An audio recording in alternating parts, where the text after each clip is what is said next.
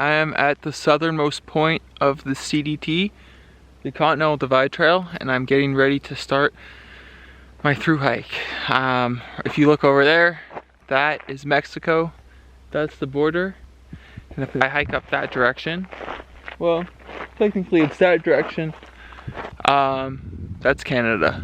So I'm gonna be walking in that direction for the next 5 months, 3,100 miles. And there's really no place I'd rather be right now.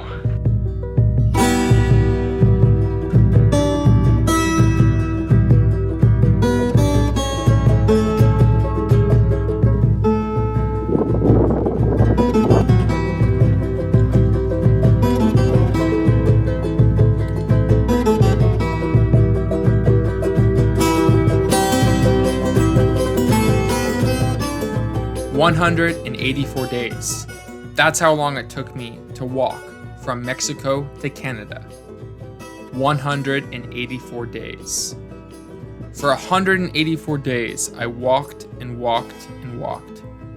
184 times in a row, I would wake up, pack up my camp, eat breakfast, hike, eat a few snacks, hike a little bit more, eat some more food, hike, and hike. Eventually, I would stop hiking for the day, set up camp, eat dinner, and go to sleep. Over and over again, 184 times in a row. 184 times in a row. It's approaching golden hour here. Day's been going pretty well, have no complaints. Been feeling good pretty much all of it. Yeah, and it's really pretty and beautiful here. Like I said earlier, it was a little bit windy, but yeah, other than that, it's been a pretty smooth day.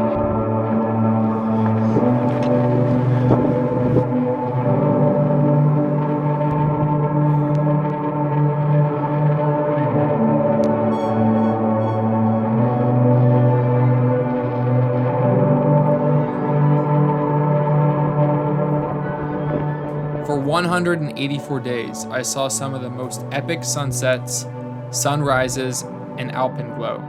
I saw breathtaking starry nights, saw mountain passes, wildlife, wildflowers, and glaciers. This is my life, and life is good. Really good. In these moments, I was at peace. I was happy. My dream of hiking the CDT was slowly being realized. Life on trail is pretty fantastic. You have this vast amount of freedom to essentially do what you want, when you want to, and the only two main things you need to worry about is whether you have enough food and where you're going to camp each night. I was living life to its fullest and doing it in some of the most beautiful places on this planet.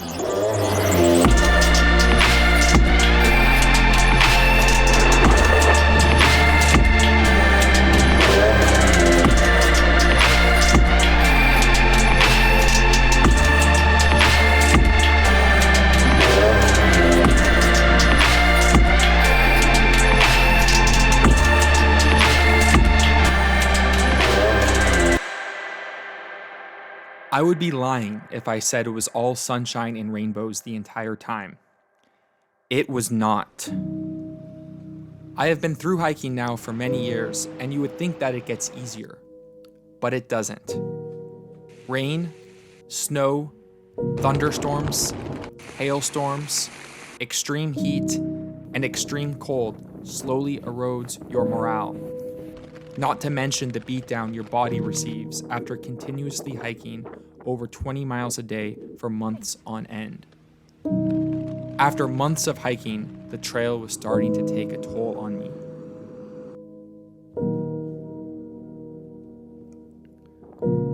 There was a point on trail when I was about 2,000 miles away from Mexico and 1,000 miles away from Canada. My body felt like it was breaking down. I was not going to make it. I remember telling myself I still had over 1,000 miles left and winter was only 6 weeks away. How am I going to do this? Doubt began to cast its shadow. I felt defeated. I would tell myself I would just have to come back next year or some other time to finish the trail. The thought of me not making it to Canada, not hiking the whole trail, not finishing, made me really sad. I could not believe that it would all end like this. Much of my identity was wrapped up in my ability to hike these trails and persevere. I took it one day at a time, sometimes 1 mile at a time. I just had to get to the next mile, the next pass, or the next town. Every time I made it to my next small goal, it was a small victory. One day further away from Mexico, and one day closer to Canada. The miles went by slowly.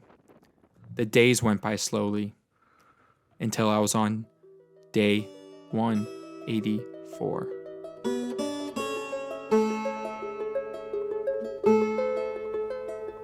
Right now I just made it to Canada. We hiked 3,000 miles to get here. And here are the obelisks in Waterton Lake. And it's sunset. It's a beautiful hour. The mountains behind us are golden. And it's a clear day. It rained yesterday. Wait, no, rained 2 days ago. And it's going to rain tomorrow. How you feeling, Britt?